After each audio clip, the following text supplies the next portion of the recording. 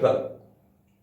Donc, désolé pour le petit contretemps. Alors aujourd'hui, je voudrais parler d'un sujet qui est extrêmement essentiel et qui va toucher à quelque chose qui est fondamental dans les lois du business. Je m'explique. J'en parle souvent, mais lorsqu'on va parler de business, on va avoir différentes catégories de comportements.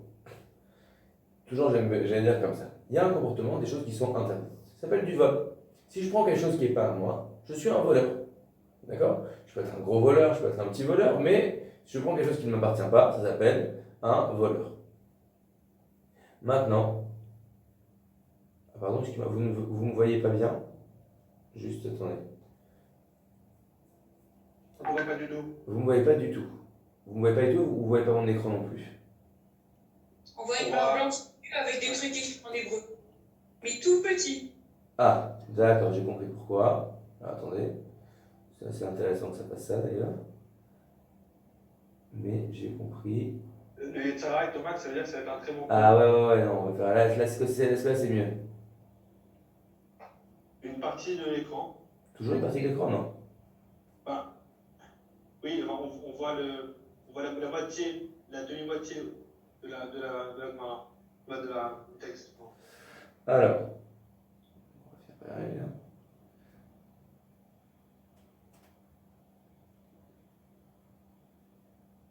Ok, là vous devez voir tout mon écran. C'est pas très intéressant, mais vous voyez tout mon écran, non? Non? Oui. Et là vous voyez tout l'écran? Oui. Et vous voyez le texte? Ouais. Ouais, super. Voilà, donc comme quoi, on arrive toujours à avoir. C'est rare. Alors, ce que je disais. Donc, il y a plusieurs catégories de comportements. Si je prends quelque chose qui ne m'appartient pas, d'après la loi, ce n'est pas à moi, je te prends, je sais pas, ton ordinateur, j'ai volé un ordinateur, j'ai transgressé la loi. Et dans ce cas-là, qu'est-ce qu'on fait? On peut aller au Beddin, et le Beddin va venir reprendre le dû et venir faire justice. Il y a d'un autre côté des choses où peut-être l'autre ne va pas être content, mais j'ai absolument aucun problème. D'accord? Si par exemple, on fait un business, et finalement, ça se passe mal pour une des parties, alors peut-être que la partie qui va avoir perdu de l'argent sur le business ne va pas être contente, mais ça ne veut pas dire que juste parce que quelqu'un perd de l'argent, forcément il y a quelqu'un qui est fautif. Dans la vie, on fait des investissements, on essaie des choses, l'autre n'est pas content, bah c'est tant pis pour lui. Et dans ce cas-là, si on va voir le Beddin, il dit écoutez monsieur, qu'est-ce que vous voulez de nous? Il n'y a absolument rien d'interdit qui a été fait ici, c'est pas la faute de votre partenaire ou de ce monsieur-là si vous avez perdu de l'argent. Ça, ce sont les deux extrêmes. Donc, il y a des choses qui sont interdites, des choses qui sont complètement permises. Au milieu, il y a toute une catégorie de choses grises. Et dans ces choses grises, je voudrais mettre deux sous-catégories. Il y a des choses que c'est permis, mais Baba Salé ne l'aurait pas fait. Baba Salé ne l'aurait pas fait. Pourquoi? Parce que Baba Salé, il a une émouna dans Hachem, il se dit au fond, il y a quelque chose, je peux pas moi gagner de l'argent sur le dos de quelqu'un, etc. Interdit, c'est pas interdit. Si on va le Beddin dit écoutez monsieur, je suis désolé, je comprends que vous ayez un mauvais goût dans la bouche, mais je peux rien faire. Et il y a encore une autre sous-catégorie, qui sont des choses où c'est pas juste que Baba Salé ne l'aurait pas fait. Si on attend d'une personne droite, on attend d'une personne correcte de ne pas faire ça. Malgré cela, le Beddin ne peut pas venir et dire que c'est interdit. C'est pas interdit stricto sensu, mais il y a quelque chose de pas correct là-dedans. Là, je voudrais on va parler ce soir de l'engagement dans les affaires. Alors, quel style d'engagement on connaît? On connaît une vente. Si, quand on était petit, on savait, donner c'est donner, reprendre c'est voler. D'accord? Donc vendre c'est vendre, dévendre c'est voler. Si je suis venu et j'ai scellé une transaction, donc j'avais mon ordinateur qui était à moi, je l'ai vendu à quelqu'un d'autre. Et après je vais dire non mais en fait, je suis pas content, mais en fait j'avais oublié que j'en avais besoin de cet ordinateur, l'autre peut me dire, il peut être gentil et me le rendre, mais l'ordinateur lui appartient de façon totale. Donc si maintenant je veux venir lui dire non, je reprends mon ordinateur, même si je veux lui rendre l'argent, ça s'appelle du vol. Sauf que, il y a des cas où on va rentrer dans la zone grise, où stricto sensu, la transaction n'a pas été scellée. Ça veut dire que c'est pas encore son ordinateur, je ne l'ai pas encore vendu. la transaction n'a pas été scellée. Mais c'est purement technique que la transaction n'ait pas été scellée. On connaît tous des cas où, s'il y a des gens qui font du business, on doit faire un deal, et ben on va se donner rendez-vous pour signer le contrat. Évidemment que lorsqu'on se donne rendez-vous pour aller signer un contrat, l'enjeu n'est pas de savoir, on ne va pas négocier le contrat, on ne va pas changer les termes du contrat, on est venu pour signer un contrat, on a rendez-vous, à une date donnée, on est censé venir signer sur le contrat. Tu vas pour acheter un appartement, c'est pas devant le notaire que sinon tu vas dire non mais finalement je vais enlever moi 10%, sinon je ne signe pas. Qu'est-ce qui se passe à ce moment-là? Ou a priori on est venu pour clore de façon légale un accord qui a déjà été mis entre nous de façon morale. Est-ce qu'à ce moment-là, on peut décider de venir rompre l'accord? Encore une fois, sachant qu'il n'y a pas eu d'engagement, il n'y a pas eu quelque chose qui a scellé l'accord. L'accord n'a pas encore été scellé. N'hésitez pas juste à intervenir, hein, qu'on soit ensemble. Il y en a qui le font, mais ce n'est pas parce qu'il y en a qui le font qu'on a le droit de le faire. Maintenant, on comprend bien, d'un autre côté, que, imaginons, je veux aller investir toutes mon économies dans un business. D'accord? Je dis, t'inquiète pas, j'investis. Et le jour que on doit aller pour aller signer, le matin même, je vois une meilleure offre. Est-ce que je dois renoncer à la meilleure offre parce que je me suis engagé sur la première? Est-ce que finalement je me dis, mais en fait, je suis un idiot, c'est pas du tout ça que je veux, il est nul ce business. Mais je me suis engagé, j'ai dit que j'investissais, mais en fait, je veux pas ça. Est-ce que je suis obligé de venir investir dans un business qui ne m'intéresse pas parce que j'ai dit que j'allais le faire? Si j'ai déjà investi, je ne peux pas demander de désinvestir. Mais vu que, stricto sensu, je ne suis pas investi, est-ce que je peux venir rompre mon engagement moral ou pas? D'accord? C'est la question qu'on va poser ce soir, sachant que ça a plein de ramifications. Ça peut être que j'avais décidé de commencer à travailler dans une société, je n'ai pas encore signé le contrat, et là je reçois une meilleure offre. Est-ce que je dois renoncer à une meilleure offre qui me plaît plus parce que j'avais déjà dit que je commençais dans ce boulot-là? D'accord? Donc, c'est ça le cadre. Donc, ce qu'il va falloir comprendre, c'est déjà en premier lieu, arriver à mettre le curseur de façon très claire, à quel moment on estime que je me suis engagé de façon contractuelle. Donc, dans ce cadre-là, le fait de venir rompre le contrat n'est plus une affaire morale, mais une affaire légale. C'est-à-dire que je me suis engagé et je ne peux pas décider de ne pas le faire. Et si je décide de ne pas respecter mes engagements, l'autre peut venir m'attaquer au tribunal, au Bedin. Et à quel moment je rentre dans la partie de l'engagement moral? Donc on va mettre 3 zones.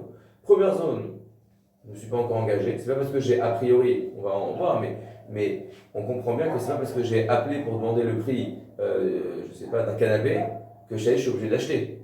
Donc il y a une phase où c'est très clair que même moralement, j'ai absolument aucune obligation de venir fermer la transaction. Après, il va y avoir une zone grise ou pas, mais on comprend qu'il y a déjà eu un engagement moral, ou en tout cas l'autre s'attend à ce que la transaction se ferme. Et là, on va se poser la question de dire, est-ce qu'à ce moment-là, on peut sortir de cet engagement? Et la troisième zone, qui est le moment où, contractuellement, je me suis engagé et je ne suis plus en mesure de venir sortir de cet engagement. Et si je le fais, je suis un voleur ou l'autre, en tout cas, peut m'attaquer au Bedin. Okay. Alors, on va voir une Mishnah, une Gemara qui est dans la Masechet Baba Metzia. Alors on me demande, quand je vous lis la question, on m'a écrit, je croyais que c'est interdit de demander un prix si on n'a pas l'intention d'acheter. Alors effectivement, il y a un interdit de l'autonou dans la Torah qui nous demande de ne pas faire de la peine à quelqu'un. Et si je demande un prix à quelqu'un alors que je n'ai pas l'intention d'acheter, je lui fais de la peine parce qu'il va croire que son produit est nul ou ça lui fait une déception, etc. Mais là on ne parle pas de ça, d'accord? On parle de quelqu'un qui a, oui, vraiment l'intention d'acheter un canapé, mais je sais pas parce que je ne suis pas obligé d'acheter tous les canapés auxquels j'ai demandé le prix. Donc j'appelle plusieurs fournisseurs, ils vont me dire le prix, si ça me convient, je vais comparer. Donc c'est pas parce que j'ai demandé un prix que ça y est, je suis obligé d'acheter. D'accord? Alors, premier texte. Donc là, Michelin dit la chose suivante. Dans Perek Hazar, Ze Aklal, voici la règle générale. Kol ha-metaltelim konin ze et ze. Ketzad, mashach emenu perot, velo natan lo ma'ot, eno yachol hachazor bo.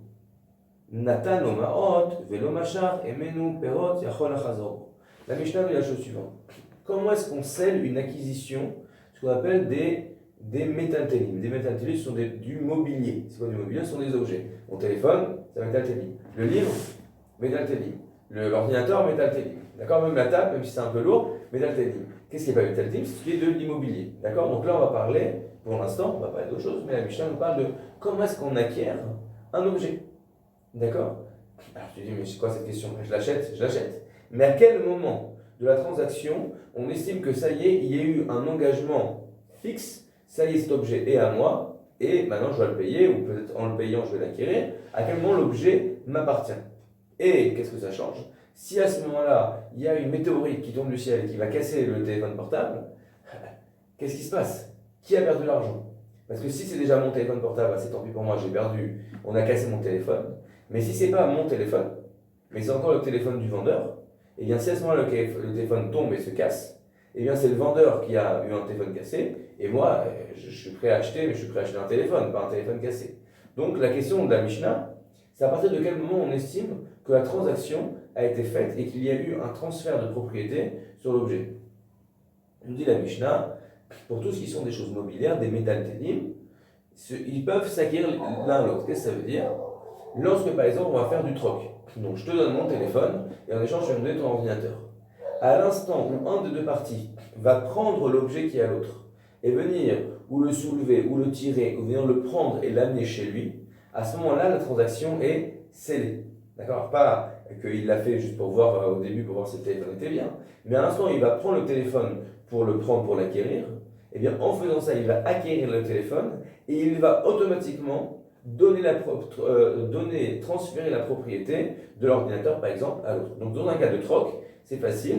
À quel moment l'acte d'acquisition est scellé? L'acte d'acquisition est scellé au moment où, physiquement, je vais tirer un des deux objets vers moi, et en faisant ça, ça va transférer la propriété de l'autre objet à l'autre. D'accord? Donc, ça, nous dit la chaussure. Maintenant, si par contre, donc ça c'est à ce moment-là, qu'une fois que j'ai fait ça, je ne peux plus revenir en arrière et me dire non, finalement je me suis trompé. Pourquoi? En prenant le téléphone, je t'ai donné mon ordinateur. C'est comme ça qu'on a fait un troc. D'accord? De façon automatique. Maintenant, Machar et Menoperot, Velonatalomaot, et nous yachol achazor. Si maintenant je ne suis pas en train d'échanger du troc, mais comme j'en ai plus l'habitude, je vais acheter un téléphone avec de l'argent. Donc qu'est-ce qui se passe? Imaginons encore, le téléphone est chez le vendeur, donc il est là, posé, l'argent est dans ma main. À quel moment j'acquiers le téléphone? Alors la Mishnah dit la suivante: Machar et Menoperot, Ventanomaot. Si l'argent est encore dans ma main, je vais pas donner l'argent, mais j'ai pris déjà le téléphone pour l'acquérir, et je ne peux pas revenir en arrière. C'est-à-dire que, bien que je ne lui ai pas encore donné l'argent, le simple fait d'avoir pris le téléphone m'a déjà donné la propriété de ce téléphone, et maintenant j'ai un téléphone et je dois le payer, évidemment, mais le téléphone m'appartient. Bien que je n'ai pas encore payé, le fait d'avoir pris le téléphone déjà scelle l'acquisition. Continue la Mishnah. Natalo ma'ot velo machar et menoperot. Qu'est-ce qui se passe dans le cas inverse? Dans ce cas-là, le téléphone est toujours chez le vendeur, et moi je lui ai déjà donné l'argent, mais je n'ai pas encore pris le téléphone. Est-ce qu'à ce moment-là la transaction est payée? Écoutez bien. Yachol achazorbo. Il peut revenir en arrière. C'est-à-dire que la transaction n'est scellée, nous dit la Mishnah, qu'à l'instant où j'ai pris l'objet de la transaction. D'accord? Mais le fait de donner l'argent à l'autre n'a pas encore scellé la transaction. Sauf que, d'accord?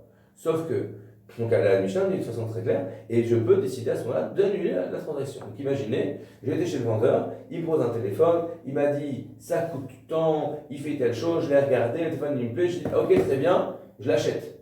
Il arrive, je suis à la caisse, il arrive, il me dit très bien, voilà ça coûte tant, je le paye, il a pris l'argent, et à ce moment-là, je dis mais en fait j'ai pas besoin de téléphone, ou en fait mais je veux pas, j'en sais rien. À ce moment-là, je suis désolé, excusez-moi monsieur, je suis désolé, en fait, je veux pas le téléphone, rendez-moi mon argent. Et là, au-delà du fait de savoir s'il est gentil ou pas gentil, même s'il n'est pas gentil, eh bien, il est obligé de me rendre mon argent parce que la transaction n'aura pas été scellée. Sauf que, vous savez bien comment on finit la Mishnah. Aval, mais, il y a un petit astérix, Amrou, ils nous ont dit les sages, Miché para meanche dor amaboul. Celui, c'est la paracha de la semaine dernière, celui qui s'est vengé des gens de la génération du déluge, donc il a tué tout le monde. Umidor Aflaga, et qui s'est vengé de la génération de Babel, Hu Atid Leipara, Mimi She'eno Omed Bediburo, lui il se vengera de celui qui ne respecte pas sa parole. Incroyable. Regardez ce qu'il nous dit là-dessus. C'est d'être avant Obanamir Tenoura. Aval Amrou Mishepara Vechule. Afalpi Shachol Achazorbo, Orarin Oto Bebet Din. Bien que, d'un point de vue technique, légal, il peut encore décider de ne pas mener à bien la transaction. Alors, juste, je ne vois pas de personnes là qui sont en attente, donc il faut lui demander de revenir. Ah si, pardon. Voilà. Bien que d'un point de vue technique, la personne peut décider encore de revenir en arrière et de ne pas mener à bien la transaction, une personne qui fera ça, on l'amène au Beth Din et nous dit on va le maudire. Et on va le maudire, toi tu fais le malin, toi tu ne respectes pas tes engagements moraux, parce que ce n'est pas encore un engagement légal, parce que tant que tu n'as pas pris l'objet, il n'y a pas eu d'acquisition qui a été faite, c'est vrai. Techniquement, tu as respecté tes engagements, mais le fait que tu ne respectes pas tes engagements moraux, nous on te maudit et on se dit Akash Baruch Hu, il va te punir et on verra bien qui rira le dernier. D'accord? C'est assez violent. C'est assez violent d'accord? Alors, ça c'est la Mishnah. Maintenant, la Gemara, elle va venir, elle va nous éclairer un petit peu sur ce sujet, mais en tout cas, on a déjà compris de là qu'il y a un moment technique d'acquisition légale. Donc, le moment d'acquisition légale, c'est donc je vais prendre l'objet, si on parle d'un objet, parce qu'un terrain, je ne peux pas venir soulever le terrain et le ramener chez moi, mais un objet, quand je vais prendre et le tirer, à ce moment-là, j'acquiers l'objet et je sais la transaction et je m'engage à payer. J'ai une dette qui est ouverte chez le vendeur. Si j'ai donné l'argent, ça ne scelle pas la transaction, mais à l'instant où j'ai donné l'argent, je me suis engagé moralement à aller jusqu'au bout de la transaction, et si je ne le fais pas, eh bien les sages vont venir et vont faire quelque chose de terrible, ils vont maudire une personne qui ferait une telle chose en disant que celui qui s'est Hachem, qui a puni la génération du déluge, eh bien il punira les gens qui ne respectent pas leurs paroles. Alors, venez, on revient, là maintenant on va aller au milieu de la Gemara qui va expliquer. Donc elle reprend la Mishnah. Ketzad. Machar et perot, pelonatan lo maot, et no yachol achazorbo. Donc s'il a donné, une fois qu'il a tiré l'objet, donc là c'est des fruits, bien qu'il n'ait pas encore donné d'argent, et bien il s'est déjà engagé, il ne pourra pas décider qu'il annule la vente. Amar Rabbi Yochanan, nous dit Rabbi Yochanan, Davar Torah maot konot. Rabbi Yochanan dit quelque chose de très intéressant. Il nous dit que d'après la Torah, le fait de payer suffit à sceller une transaction.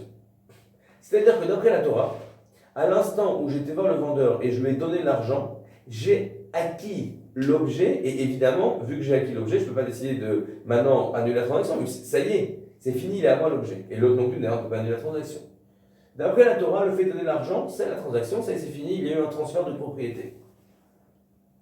Omipnema, Amrou Meshira Kona. Alors là-dessus, il nous dit, si c'est comme ça, si effectivement d'après la Torah, le fait de donner l'argent permet de sceller la transaction, comment ça se fait que dans la Mishnah, on dit que le fait de donner l'argent ne scelle pas la transaction? On dit, t'inquiète pas, c'est les sages qui sont venus et qui ont annulé le transfert de propriété. Il faut savoir une règle générale, que Hachem a donné aux sages le pouvoir de venir mettre des règles qui vont a priori même contre, de façon de parler, contre les règles de la Torah, pour le bien de la société. D'accord? A priori, les sages ne peuvent pas décider de dire maintenant on ne veut pas faire Shabbat, même s'ils pensent que c'est mieux pour la société d'aller à la plage et de prendre la voiture. Ça, les sages ne peuvent pas faire. Mais pour ce qui sont les lois d'argent, qui sont une loi sociétale, Hachem a dit écoutez, moi je vous donne des lois, mais au même passage, je donne le pouvoir aux Chachamim de venir mettre les contours de comment est-ce qu'on fait du business dans la société juive. Et les sages ont décidé que le fait de donner l'argent ne permettait pas de faire une acquisition, mais c'est le fait de prendre l'objet qui allait sceller l'acquisition. Pourquoi? Xéra, donc c'est un décret, ils ont décrété, schéma de peur, Yomar lo nisrefu hatecha be'alia. de peur, on va essayer de comprendre, d'accord, que il est le cas suivant. Je veux acheter du blé. Donc je vais chez le producteur de blé, chez le paysan, je dis bonjour monsieur le paysan, je veux acheter du blé, pas de problème.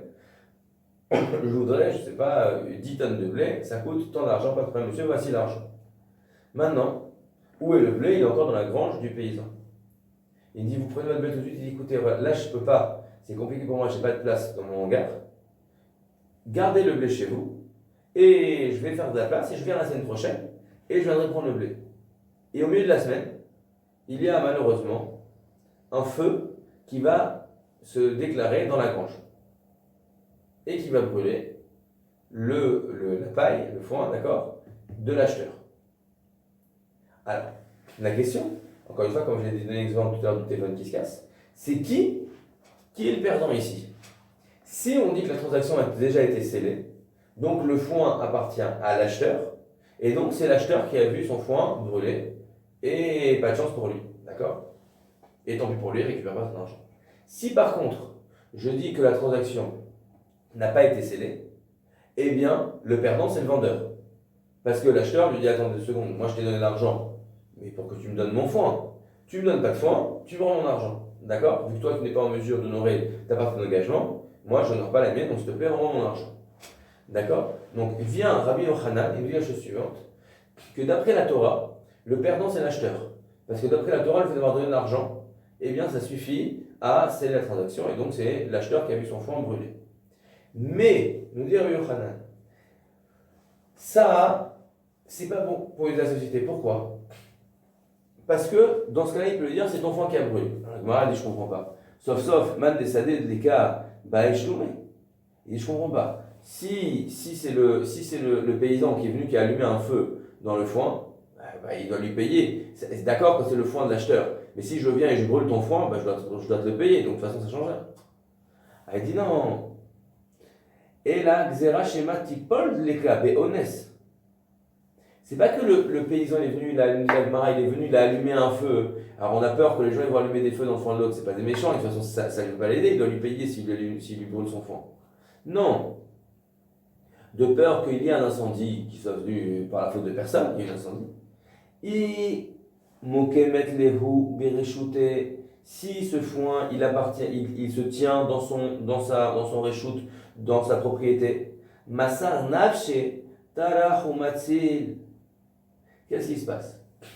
Si maintenant il y a un feu dans la grange, si le foin il appartient au paysan, et que le paysan dit, oh non, mon foin est en train de brûler, il va aller prendre des seaux, mettre des couvertures, appeler les pompiers, se battre contre les flammes pour essayer de sauver son foin.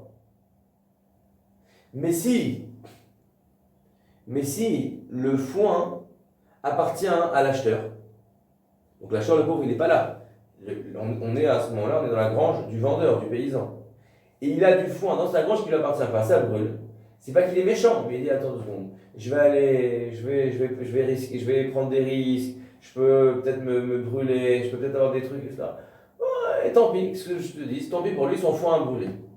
Donc en gros, les sages, ils ont dit, on a un problème, on n'aime pas vraiment le fait qu'on puisse se retrouver dans un cas où il y ait un objet qui a déjà été acquis par l'acheteur, mais l'objet se trouve encore dans le domaine, dans la maison, d'accord, du vendeur. Pourquoi? Parce que si à ce moment-là, il y a quelque chose, un incendie ou quoi que ce soit qui va se passer, qui peut mettre en péril l'objet, eh bien, le vendeur qui a déjà scellé la transaction, bien que l'objet soit encore chez lui, ne va fournir aucun effort pour sauver l'objet, parce que de toute façon, lui, ça ne lui change rien, et donc pourquoi est-ce qu'il va venir, lui, se fatiguer pour quelqu'un d'autre? Donc les sages sont venus et ont dit, bien que d'après la Torah, l'objet qui serait encore chez le vendeur appartient déjà à l'acheteur à l'instant où il a donné l'argent, eh bien nous, on va annuler cette transaction et on va dire que cette transaction ne sera scellée qu'à l'instant où l'acheteur va venir prendre possession physiquement de l'objet. Donc ça, c'est l'avis de Rabbi Yochanan. Donc l'avis de Rabbi Yochanan, quand la Mishnah nous a dit que l'acquisition ne se fait qu'à l'instant où je prends possession physiquement de l'objet, eh bien ça c'est une xéra, c'est un décret des sages qui est venu aller, entre guillemets, changer une loi de la Torah pour le bien de la société. D'accord? Resh Lakish Ama. Meshira meforeshet min haTorah. Resh Lakish n'est pas d'accord. Et Resh Lakish nous dit à Shuvah, non, c'est d'après la Torah qu'on ne peut acquérir un objet qu'à l'instant où j'en ai pris possession. D'accord? Donc on a deux avis, d'accord? Comme toujours, on va savoir, on va travailler avec ce Rabbi Yochanan et Resh Lakish. Rabbi Yochanan qui pense que, donc la Mishnah est claire, je reprends, la Mishnah est claire que concrètement, une transaction n'est scellée, une transaction pour l'acquisition d'un objet, n'est scellée qu'à l'instant où j'ai pris possession physiquement de l'objet. Sauf qu'on a une discussion entre Rabbi Yochanan et Resh Lakish. Est-ce que ça, c'est la Torah qui l'a dit, ou bien c'est la Torah avait dit que non, que dès que je donne l'argent, on a scellé l'acquisition, et c'est les sages qui sont venus et qui ont changé les règles pour les biens du commerce.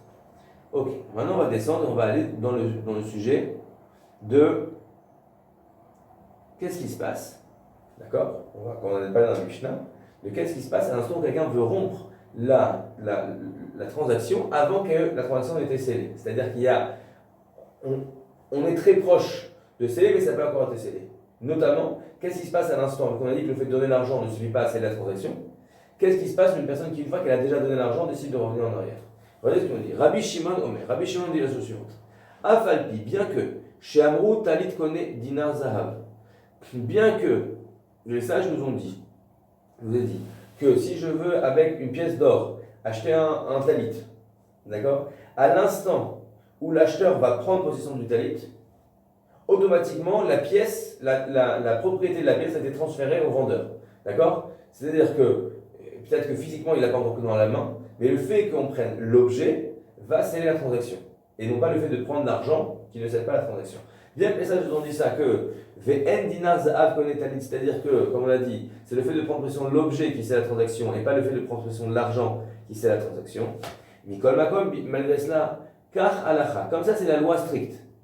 Aval amrou, mais ils ont dit les sages, ils ont dit d'accord, ça c'est la loi, on peut rien faire. Tu vas au Beddin, on peut pas le forcer à aller jusqu'au bout de la transaction. Mais il m'avait promis, vous vous rendez compte, à cause de lui, j'ai engagé des frais à cause de lui. Je suis désolé, vous n'avez pas signé. Je suis désolé, la transaction n'a pas été scellée par l'acquisition technique du fait qu'il n'a pas pris l'objet. Ah mais il m'a donné l'argent, c'était déjà un truc. Je suis désolé, la loi stricte est bien et qu'on n'a pas scellé une transaction par le fait de donner l'argent. Et tant qu'il n'a pas pris possession de l'objet, la transaction n'est pas scellée. Et donc stricto sensu, il a le droit de l'annuler. Malgré cela, ils ont dit Miché Paramien Chedoram, celui qui s'est vengé des générations des gens du déluge, ou Menche Doram Flagad, des gens de Babel, ou Menche Sdom, ou Véamora, qui s'est vengé des gens de Sodome et Gomorre, ou Mitzraïm, mais qui s'est vengé aussi des gens en Égypte, Bayam dans la mer, ou Atil et Para, il va se venger, Mimi chez Eno, même Bédibourg, de celui qui dit quelque chose et qui ne va pas jusqu'au bout. Et là, la Gemara nous rajoute quelque chose. Vanose Venotem Bidvarim, Lokana. Et celui qui n'a pas donné d'argent, mais a dit ok, alors on va faire comme ça, on fait comme ça, ok, très bien, allez, c'est bon, d'accord, ça y est, donne. Ok, moi je travaille en finance, quand on fait un deal, on est sur le chat de Bloomberg, et quand on veut faire une transaction, il y a plein de mots, d'accord, donc les traders, vous les verrez, ils parlent comme ça même dans la vie, c'est un genre de bizarre, ils disent donne ou mine, d'accord, mine c'est-à-dire je prends, donne c'est fait, on a fermé. D'accord? Deal. Quand tu dis deal, tu t'es engagé. D'accord? Sauf que la Torah et les sages, ils ont dit que tu t'es pas engagé quand tu as dit deal. Tu as dit donne, tu t'es pas engagé. Bah oui, bon, ok, mais ça veut dire quoi? Ça veut dire garde-moi le deal et ça y est, après on va signer les contrats et on va le faire le deal. Et dit non. Ve'anose ve'noten bidvarim, lokana. Celui qui a juste dit des choses, il n'a pas acquis. Donc, entre guillemets, il peut encore revenir en arrière. Mais celui qui a dit oui, on le fait, et qui finalement ne le fait pas, et bien cette personne-là, les sages ne valident pas son comportement. Regardez Rashi. Et les sages du peuple juif ne sont pas contents de lui. Bema'asav shelze, en na'atan nocha lehem emenu al yado. Les sages, ils sont embêtés du comportement de cette personne-là et disent, toi, tu es quelqu'un, tu te comportes mal. D'accord? Donc, à plus forte raison qu'il veut dire, tu dois pas faire ça, c'est pas bien ce que tu as fait. Mais ils peuvent juste dire, c'est pas bien ce que tu as fait, ils peuvent pas venir le forcer à aller jusqu'au bout de la transaction. Parce qu'elle a pas fait. La maraba, à nous, en à nous et là, en roi chachamim nocha imenu.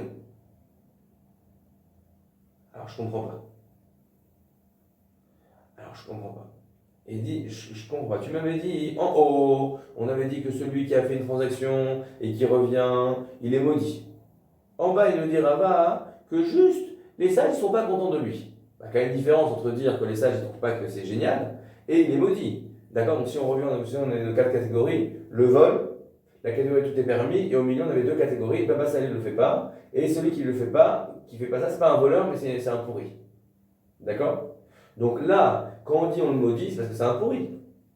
Et quand on dit les sages ne sont pas contents de lui, c'est plus que c'est pas un papa salé. Les sages, ils ne trouvent pas que c'est quelqu'un de bien. Mais s'il n'est pas maudit. Donc c'est quoi la différence? La Gemara, elle vient nous explique. Dvarim veka behadaihu ma'ot ka'e be'aval. S'ils se sont engagés de façon orale et il y a eu une transaction d'argent, ka'e be'aval. Si à ce moment-là, si une personne revient et ne va pas jusqu'au bout de la transaction, on s'applique sur lui ce qu'on a dit aval amrou, mais cependant ils ont dit les sages que Dieu va se venger de lui, donc il les maudit, celui qui fait ça. Dvarim les kabinayu ma'ot lo ka'e be'aval. Si ils ont dit un engagement oral, mais il n'y a pas eu d'acte de transaction financière, alors qu'est-ce qui reste? Les sages, ils trouvent que c'est pas bien. Mais maudit, il n'est pas maudit. D'accord? Donc on va commencer. On a déjà vu trois catégories à ce moment-là. Si j'ai déjà pris possession de l'objet, et bien à ce moment-là, j'ai un interdit de vol. Si je décide finalement de rendre l'objet et de reprendre l'argent, je suis un voleur, parce que la transaction a été fermée. Si je n'ai pas encore pris l'objet, mais j'ai pris l'argent ou j'ai donné l'argent, à ce moment-là, celui qui reviendra en arrière ne serait pas un voleur parce qu'il a le droit de le faire stricto sensu, mais on le maudit en disant Hachem il va se venger de toi. Et s'il n'y a pas eu de transaction d'argent, mais il y a juste eu des paroles, un engagement purement oral, eh bien il n'est même pas maudit, mais les sages nous disent toi tu n'as pas un comportement qui est digne d'un juif. D'accord?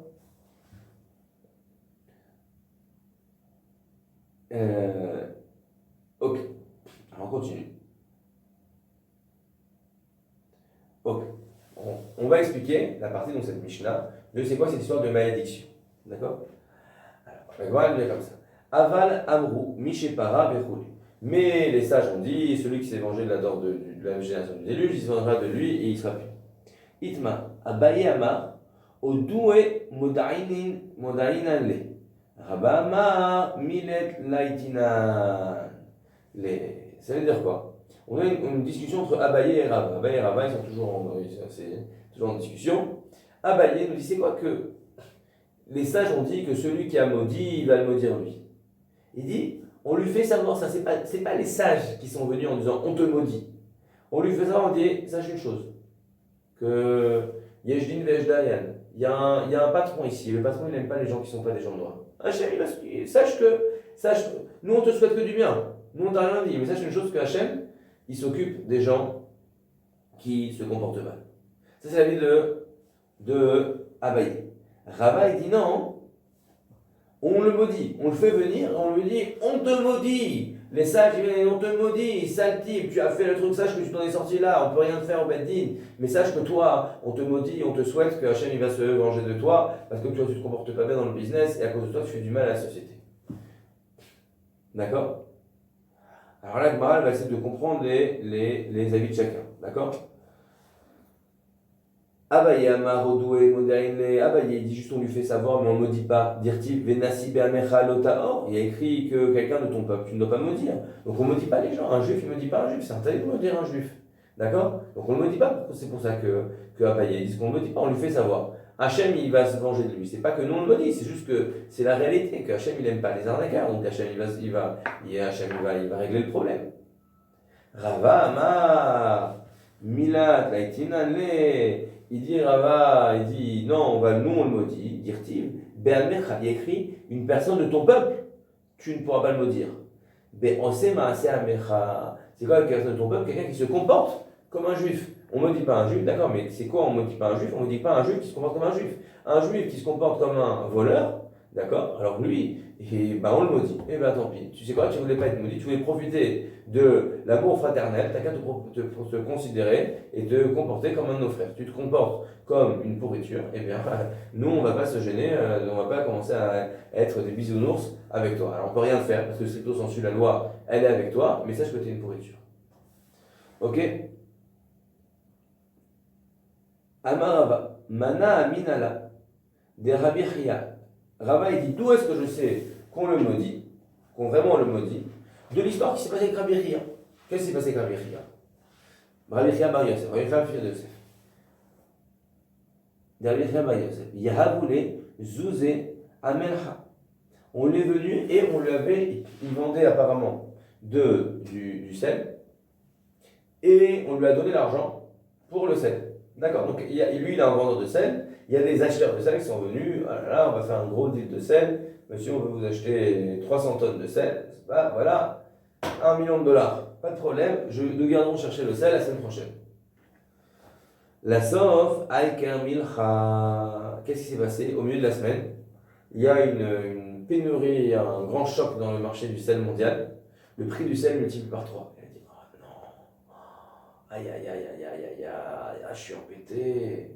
D'accord, on a une histoire peut-être que notre mon partenaire va regarder cette vidéo. On a eu dans la dernière société dans laquelle on travaille, on a un ami, un associé, qui a décidé d'investir dans la société. Et on s'était mis d'accord sur un prix en dollars. Il devait investir X en dollars. D'accord. Sauf que la société en Israël, on travaille en Israël, etc. Lui avait des shekels, il a dit je vous paye en shekels. Pas de problème. Qu'est-ce qui s'est passé? Entre le temps qu'il a eu des problèmes pour faire l'ordre, vraiment, c'est pas de sa faute, hein, vraiment. Mais le moment où on a reçu l'argent en shekel, ça correspondait, il y a eu un grand changement. C'était un moment, je crois, il y avait des tensions sécuritaires. Donc il y a eu un grand changement sur le taux shekel-dollar. Et donc, ce qui nous a donné en shekel ne correspondait pas au prix en dollars. Donc là, on se posait la question de dire qu'est-ce qu'on doit faire? Est-ce qu'il doit venir nous donner la différence ou pas? Bon, alors encore une fois, comme toute chose dans toutes les lois du business, il faut savoir qu'il y a la halakha. Et après, on est associés. Le but des associés, c'est qu'on va travailler ensemble. Donc si tu arrives et je dis regarde, je t'ai tordu le bras et je t'amène au Beddin, on n'a pas encore commencé à travailler ensemble, on est déjà en train de se disputer. D'accord? Donc évidemment, c'est pas ça qu'on veut. Donc on s'est posé entre juifs, on a dit écoute, voilà, il y a les trois options, soit tu donnes rien, soit tu donnes tout, soit tu donnes la moitié, soit on donne tout la tzedaka, comme tu veux, et il y a eu ce qu'il y a eu finalement. Quoi qu'il en soit, nous on a décidé de faire comme ça. D'accord? Mais encore une fois, c'est pas obligé. Il y a peut-être d'autres possibilités. Quoi qu'il en soit, donc lui il est arrivé, Rabbi Chia Bar Yosef, il était comme ça, il était embêté. Pourquoi? Parce qu'il a dit ça y est, j'ai reçu l'argent, mais j'ai pas encore donné la marchandise.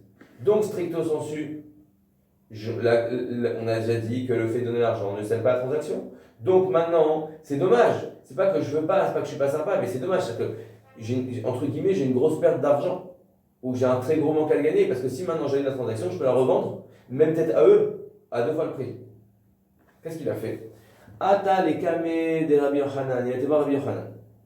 Amare, qu'est-ce qu'il dit Rabbi Yochanan? Zilahav le'u, va et donne-leur. Veilo, et tu veux pas leur donner? Tu peux. Kabil alecha mishepara. Et si tu ne veux pas, tu peux. Tu n'es pas obligé, effectivement. Mais sois prêt à prendre sur toi la malédiction de Mishepara. D'accord? Alors là-dessus, Rava, il veut apprendre que Mishepara, c'est pas juste qu'on lui fait savoir, c'est qu'on le maudit vraiment. Pourquoi? Regardez. Vei amat odoué modirinale. Et si tu veux dire, enfin, je n'en parle là-dessus. Et si on disait que le fait qu'on dit Mishepara, c'est pas qu'on le maudit, mais qu'on lui fait savoir que Hachem, il aime pas les gens qui reviennent en arrière. Rabbi Chia, Bar Yosef, Bar Odouéhu. Nachon.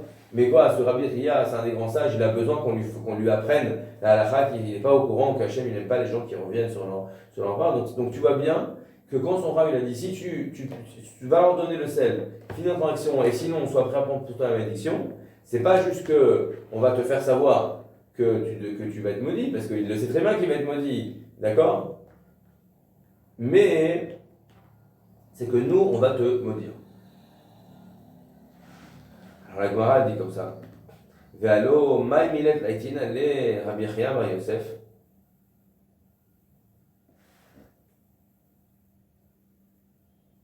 Ah, ve'alo mai milet laitin ale. Donc quoi? Donc c'est pas juste qu'on lui fait savoir, mais on va vraiment le maudire. On va continuer. Rabbi Chia bar Yosef a-t-il les kaboulé aller les tuta des Rabbanan? Il dit quoi? Je comprends pas. Rabbi Yosef, il était prêt à aller. C'est quoi cette phrase qu'il a dit Rabbi Yochanan? Et tu sais quoi, t'es pas obligé. Et sinon, va te prendre la malédiction des sages. Il dit quoi? Tu crois vraiment que Rabbi Yosef, que son rab, il était prêt à lui dire c'est quoi? Il va te prendre la malédiction. C'est quoi ça? Et si les sages ils maudissent, on ne doit pas le faire. C'est impensable qu'un grand sage comme Rabbi Yosef il soit prêt à aller se faire maudire par les sages. Donc c'est quoi cette phrase? Donc ça lui va pas. Alors réponse.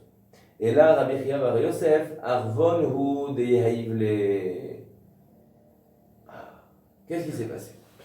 Là, il nous dit qu'en fait, toute cette histoire, elle paraît un peu bizarre. Ça, même que tu dises comme ceci ou que tu dises comme cela, on a bien compris que c'est un très mauvais comportement d'aller revenir sur son engagement, surtout s'il y a déjà eu l'argent qui est donné, et qu'on dit que là-dessus, il y a une malédiction de Mishépara, soit qu'on le maudit, soit que Hachem le maudit, mais de toute façon, personne n'a envie d'être maudit ni par Hachem ni par les sages. Sûrement pas Rabbi Chia bar Yosef. Alors, il dit dans l'histoire, tu l'as pas bien compris. Qu'est-ce qui s'était passé? Arvon hu de Haïbele. Il n'avait pas payé toute la somme. Il lui avait donné un acompte. Et là, on va voir un truc très intéressant. Il avait vendu, je sais pas, $1 million de sel, et ils l'ont donné $10 000 en acompte. Alors quoi? Hu savar kenegdo hu connaît. Rabbi Yochanan keneged kulo hu connaît.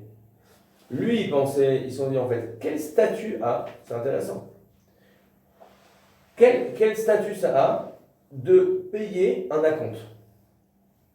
Sur quoi je me suis engagé quand je paye un acompte?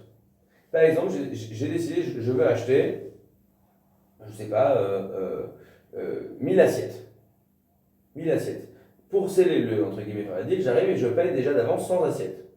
Finalement, je ne veux pas acheter 1000 assiettes.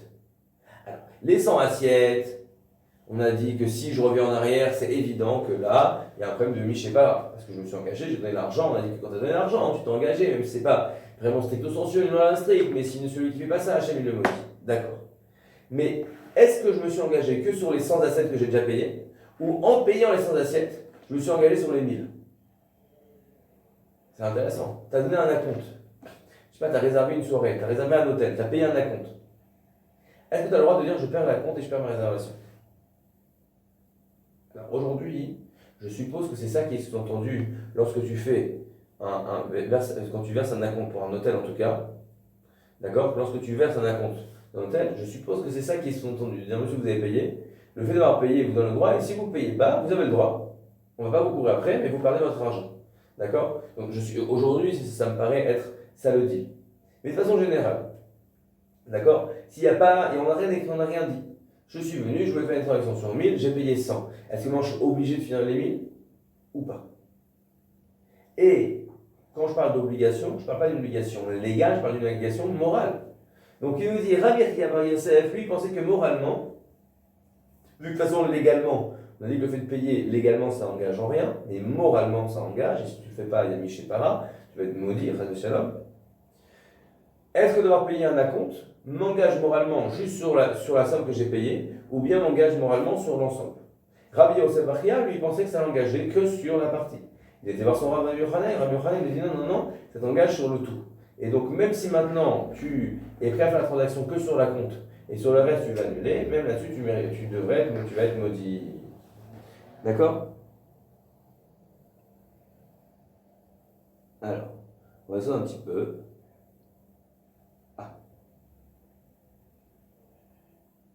Ok, alors, on va le faire dans les mots parce qu'il y a plusieurs concepts qui sont des concepts très intéressants et Comme ça, on aura bientôt fini pour la Gemara pour aujourd'hui. Alors, Métiv. Là, la Gemara va venir objecter. Adoten Aravan Echavero Ve'amarlo Imani Choser Bi Arvuni Machulecha. Ve'alo Amarlo Imani Adzor Bi Echfol Lecha Arvoncha. Nitkaimu Atnaim. Divrei Rabbi Yossi. Alors, qu'est-ce qu'on avait dit? Il dit, ah, comment est-ce que tu peux me dire que lorsque je donne un acompte, je ne m'engage que je m'engage sur le tout et je ne m'engage pas que sur quoi je donne un acompte? On voit, il y a un texte qui est la chose suivante. Deux personnes qui disent, on fait le deal. On fait le deal. Et un, il arrête, c'est quoi? Il dit, regarde, je te mets 1000 $ sur la table. Si je ne fais pas le deal, tu les prends les 1000 $. Il dit, c'est quoi? Si moi je ne fais pas le deal, je te rends tes 1000 $ et je te rajoute 1000 $. Rabbi Yossi nous dit la chose suivante. Nilkaimu Atnaim, et effectivement, s'il ne fait pas le deal, il lui donne les 1000 $, et sinon, il donne les 2000 $. D'accord? C'est bon, Atnaim. Divrei Rabbi Yossi. Rabbi Yossi est armé. Damar Asmarta Kanya. Donc, qu'est-ce qu'il veut dire? Tu vois que Rabbi Yossi, lui, il pense que l'engagement, quand j'ai fait un engagement et que j'ai mis l'argent sur la table, d'accord, je me suis vraiment engagé. C'est le fait de mettre de l'argent sur la table, pense Rabbi aussi, que ça engage de façon totale. D'accord? Alors la Gemara dit une chose, c'est très intéressant. D'accord? Ça, il faudrait qu'on utilise. C'est un sujet qui est très intéressant sur mon AFK, c'est ça que j'étudie pendant dans mes études. D'accord? C'est Asmarta Kanya ou Asmarta Lokanya. Alors je vous la fais juste rapidement. Mais il y a une grande discussion dans la Gemara.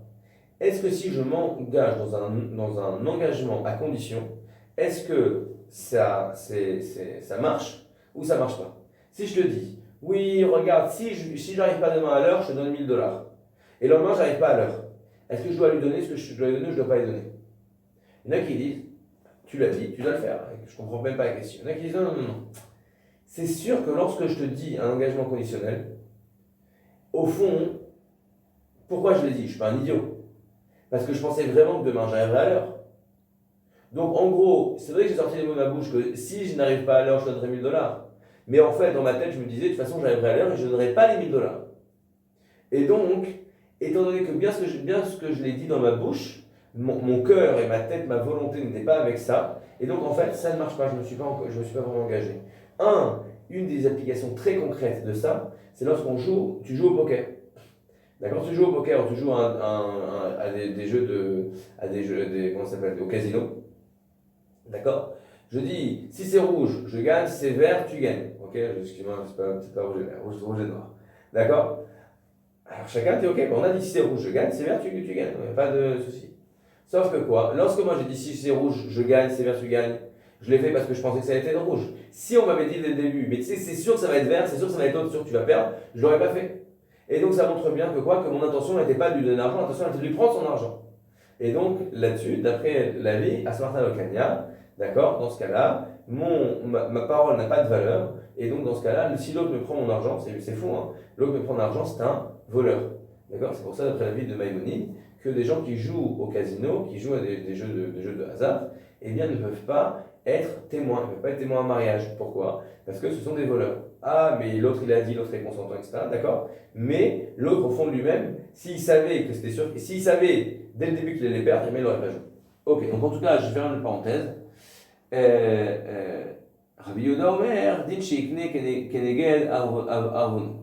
אמר רבי שמעון בגמליאל, במה דברים אמורים, בזמן שאמר לו ערבוני יקון. Je le fais vite, ok.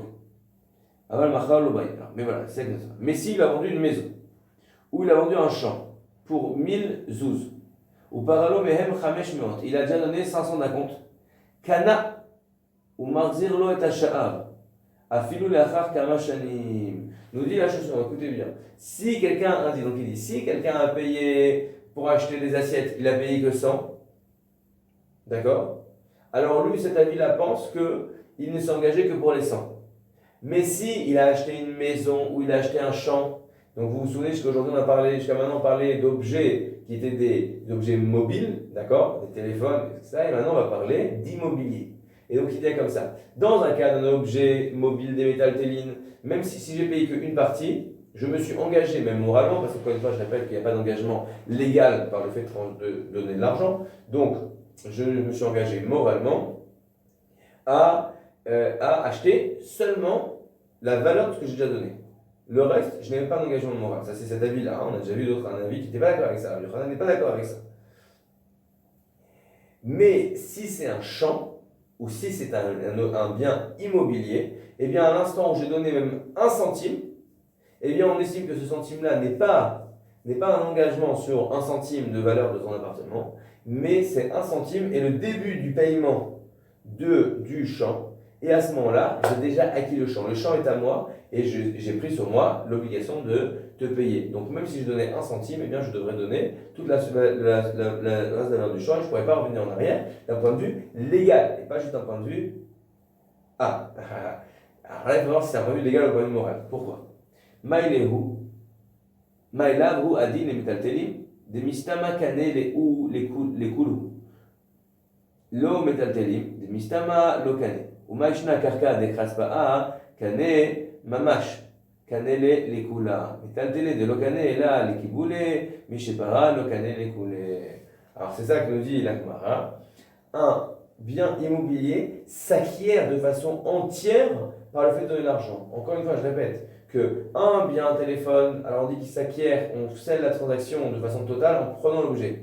D'accord? Mais un champ, tu vas prendre le champ avec toi sur ton dos. Donc comment tu fais? La façon d'acquérir de façon totale le champ, c'est donner de l'argent. À l'instant où je donne de l'argent, c'est pas juste je me suis engagé, pas juste moralement, pas que si je reviens en arrière, alors il y a Michépara, etc. Non, non, non. Le champ est à moi. À l'instant où je donnais 1 centime, le champ est à moi. Et évidemment, j'ai l'obligation de payer le reste. Mais le champ est déjà à moi.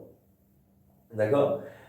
Alors que dans un objet, le fait de donner de l'argent ne me permet pas d'acquérir, juste m'oblige à fermer la transaction d'un point de vue moral, et sinon, il y a la bénédiction de Michépara. Donc là-dessus, il nous dit la Gemara, ça va faire une grande différence. Que si c'était un bien immobilier, eh bien à l'instant je donnais 1 centime, la transaction est finie et scellée, et d'un point de vue légal, je serais obligé de donner le reste de l'argent. Mais si c'est un bien mobilier, même si j'ai payé que 10%, eh bien deux différences. Premièrement, je n'ai pas d'obligation légale, j'ai une obligation morale. Et deuxièmement, l'obligation va porter que sur la somme sur laquelle j'ai déjà donné la compte et pas sur l'ensemble de la somme. Je vois qu'il y a une question. Au mariage, le canal se fait en plusieurs sortes pourtant. Ah, très bien. Donc là, il va y avoir une grande question sur des choses où ce n'est pas, là c'est intéressant parce qu'on avait parlé, vous vous souvenez de la rencontre de Rabbi Yochanan et Resh Lakish, de savoir est-ce que le fait qu'on ne peut pas acquérir avec de l'argent, est-ce que c'est une loi de la Torah ou bien une loi des sages qui vient contre la Torah, et ça va faire une grande différence si quelqu'un va acquérir par exemple une pomme. Ok, imaginons comme ça, il y a une pomme que je vais échanger contre de l'argent, donc je donne de l'argent au monsieur et je prends la pomme. D'accord? On a dit que, concrètement, la pomme n'est pas encore à moi. Okay. La question, c'est est-ce qu'elle n'est pas à moi d'après les sages ou elle n'est pas à moi du tout d'après la Torah? Qu'est-ce que ça change? Si elle n'est pas à moi d'après les sages, mais elle était à moi d'après la Torah, si cette pomme-là, je la donne à une femme et je lui dis arrête mes couches mais t'as pour arzer, voici tu m'es marié par cette pomme, alors on va pas dire que c'est pas une pomme, c'est pas joli, c'est une bague, d'accord? Donc j'ai acheté une bague, j'ai pas pris la bague chez moi, d'accord, mais j'ai payé la bague. Est-ce que maintenant je peux dire à la femme, prends la bague et tu es ma femme prenant la bague? D'après tous les avis, il y a un problème de ça. Pourquoi? Parce que tant que moi, je n'ai pas pris la bague, je n'ai pas acquis la bague, et donc je ne peux pas venir maintenant épouser une femme avec une bague qui n'est pas à moi. La question, c'est est-ce qu'elle n'est pas à toi d'après la Torah ou elle n'est pas à toi d'après les sages? Si tu dis qu'elle n'est pas à toi d'après les sages, mais que d'après la Torah, elle est à toi, d'après la Torah, cette femme-là, elle c'est ta femme, et donc si maintenant elle veut épouser quelqu'un d'autre, elle doit avoir un acte de divorce. Mais si tu dis que, au fond, même d'après la Torah, elle n'est pas à toi la bague, donc vu que la bague n'est pas à toi, la femme n'est pas non plus ta femme, et dans ce cas-là, elle pourra se marier avec elle. D'accord? Donc c'est intéressant que tu aies parlé du cas du mariage, parce que c'est le cas que nous donnent les Rishonim sur la différence entre les deux avis. On va juste finir là-dessus. Ok. Bon, c'est important. Ve'idar dvarim nin'u, ve'dvarim en bahem, mishum echosei amana, de'itmar dvarim, Rav Amar en bahem mishum mechosei mana. Yochanan Amar yesh bahem mishum mechosei mana. On a une discussion entre Rav et Rabbi Yochanan ici. si, et on a déjà parlé avant dans la Gemara, on avait déjà parlé de ça, d'accord? S'il n'y a eu aucun acte concret, il y a juste eu un échange de paroles, alors là on a dit que celui qui revient en arrière, d'après tous les avis, n'a pas fait, n'est pas un voleur, hein, mais il n'est même pas maudit de Mishépara, vu qu'il n'a pas donné d'argent, mais les sages ne sont pas contents de lui. Là, il y a une discussion de dire, il y a deux avis, de dire est-ce qu'il est Michoseman, est-ce que c'est une personne qui n'est pas une personne digne de confiance, ou bien il n'y a pas de problème. Le fait de parler n'engage en rien. D'accord. Donc là, on rentre dans la catégorie, ça c'est quelque chose qui est très important. On finit là-dessus, mais je vais raconter une histoire qui m'est arrivée. Avant Rosh Hashanah, c'était très compliqué ici en Israël, les règles changent tous les jours, on ne savait pas dans quelles conditions faire. Bon. Finalement, on allait faire les prières de Rosh Hashanah dans un réfectoire. Ah, moi j'étais très triste, quoi, on va prier dans un réfectoire. Bon, écoutez, les gens, qu'est-ce qu'ils vont dire, c'est pas bien. Je dis, au moins, j'ai acheté des belles lampes pour mettre sur les tables du réfectoire. J'appelle, je demande un numéro, on me donne le numéro de quelqu'un qui est fournisseur des hôtels. Je dis super, je vais acheter des nappes comme des hôtels, des belles nappes. Je l'appelle, il est à Chenetiol, il me donne un prix, je me suis mis d'accord avec lui sur le prix. Et je lui dis ok, très bien, je vais appeler. Je lui dis écoute, voilà, donne-moi ton numéro pour te faire un virement. J'essaie de faire le virement ne marche pas. On a un problème avec la banque, le virement ne marche pas. Ouais. Alors j'ai dit faire comme ça, alors, finalement, il dit allez, c'est pas grave. Le seul moyen que j'ai pour aller le payer, c'est d'aller chercher un chèque de l'association chez quelqu'un et aller en voiture veille de Rosh Hashanah à Rishon LeZion, donc à une demi-heure de voiture, pour aller lui donner le chèque, récupérer les choses, etc. Alors que j'ai à Tel Aviv des magasins qui vendent du tissu juste en bas de chez moi. Donc la question qui se pose, c'est maintenant, j'ai pas du tout envie d'aller voir ça. Si c'était de faire un virement, c'est facile, je faisais un virement, il me mettait dans un taxi, il m'envoie les nappes, moi ça va aller très bien. Mais maintenant que j'ai pas réussi à faire le virement, donc mon seul moyen d'acheter ces nappes, c'est d'y aller et de devoir aller chercher un chèque, ce qui est très compliqué pour moi, surtout en veille de fête, et que j'ai 10 000 choses, et qu'il y a 10 000 choses à faire. Est-ce que maintenant, je suis obligé, moralement, alors évidemment obligé légalement, bien sûr que non, d'accord? Mais il fait plus d'acte d'acquisition, j'ai pas encore pris les nappes. Mais est-ce que je suis obligé moralement d'aller lui acheter les nappes? Ou bien, il n'y a aucun problème là-dedans. D'accord? Est-ce que là-dedans, il y a un problème de Chosré et Amana? Est-ce qu'il y a, c'est-à-dire qu'une personne qui fait ça est une personne dont la parole n'a pas beaucoup de valeur? Ou bien il n'y a aucun problème? On comprend les deux faces de la pièce. Pourquoi? Parce que d'un côté, tu as dit que tu allais lui acheter. Tu l'as demandé, envoie-moi une demande de paiement, envoie-moi une bill. Ça y est, on s'est mis d'accord sur le prix, d'accord, je veux te l'acheter, maintenant ça y est. Donc d'un côté, tu dis je me suis engagé. Donc d'accord, s'il n'y a pas de quoi être maudit là-dessus, parce que j'ai pas donné d'argent, on n'a pas fait, il n'y a pas eu un acte, mais on a pas d'un point de vue moral, je me suis engagé moralement vis-à-vis de toi. Mais d'un autre côté, je suis pas un voleur. Si j'avais acheté, j'ai acheté, c'est tant pis pour moi. Si maintenant devoir acheter, ça m'oblige à me faire des galères, je me fais des galères et tant pis, c'est la vie. Mais là, j'ai pas acheté. Et maintenant, cette transaction, elle m'intéresse pas du tout. J'ai pas du tout envie de la faire. C'est vraiment la fin du monde pour moi. J'ai pas du tout envie d'aller acheter ces nappes. Est-ce que tu peux me dire que je suis pas quelqu'un de bien parce que j'ai pas envie d'aller me faire une galère pour aller acheter des nappes que j'ai pas envie d'acheter? D'accord? Donc c'est ça la question qui est notre sujet. Donc je reviens sur ce que je reviens sur ce qu'on a vu aujourd'hui et dans 2 semaines, on verra là-dessus les Rishonim, on verra là-dessus le Shulchan Aruch et on verra là-dessus l'Achronim pour savoir les cas concrets, comment ça marche. Mais juste pour revoir qu'on a déjà vu une chose très intéressante, déjà comment est-ce qu'on fait une acquisition, que a priori pour ce qui est d'un champ ou d'un bien immobilier, l'acquisition est faite en payant. Pour ce qui est d'un bien mobilier, comme un téléphone portable, eh bien l'acquisition va se faire en prenant l'objet, mais en payant. Il n'y a pas d'acquisition qui est faite, mais il y a un engagement moral de Mishépara, un engagement moral très fort, d'accord, de finir la transaction une fois que j'ai donné de l'argent. Si j'ai juste parlé, mais je n'ai pas encore donné de l'argent, il y a un engagement moral, mais il y a un engagement moral moins fort. D'accord, ça on a vu. On a parlé aussi du fait de dire que si je donnais un acompte, eh bien, on a vu qu'il y a une discussion entre les sages de savoir si le fait de donner un compte m'engage sur toute la somme ou m'engage que sur la somme de la compte. Et bien, Hachem, au prochain cours, on verra comment ça se passe tout ça concrètement. Allez, je vous écoute s'il y a des questions. Je suis. Juste qu'il y a des gens qui voulaient rentrer dans la salle, mais j'arrive plus à les voir. Si on a voulu acheter quelque chose, mais la carte bleue a été bloquée. Alors, encore une fois, si là-dessus, alors c'est une question très intéressante. Je vais en la vidéo. C'est une question très intéressante parce que